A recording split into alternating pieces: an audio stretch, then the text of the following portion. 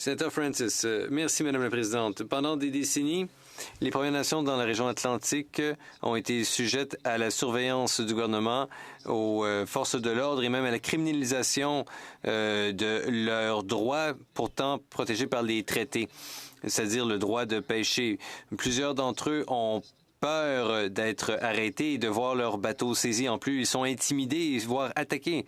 Pouvez-vous nous faire une mise à jour sur les mesures prises par votre ministère depuis l'automne de 2020 pour empêcher ces incidents de violence raciste et d'oppression auxquels sont sujets les pêcheurs Mi'kmaq?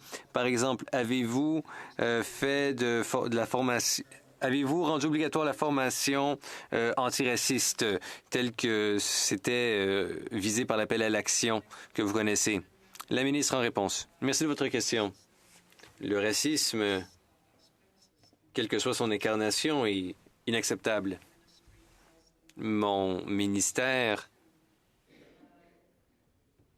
compte divers programmes qui visent à accroître la sensibilité du personnel du MPO aux instances possibles de racisme et assurer que ce n'est pas quelque chose auquel nous contribuons.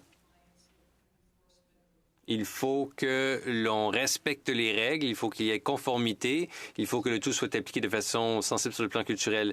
La conservation, c'est ma première priorité à titre de ministre.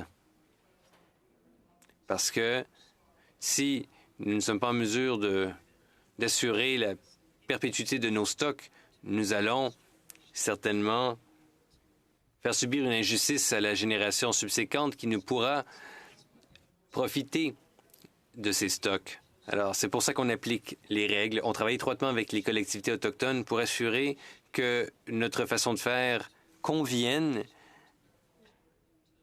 dans la mesure où elle est appropriée à la situation et elle est sensible aux communautés.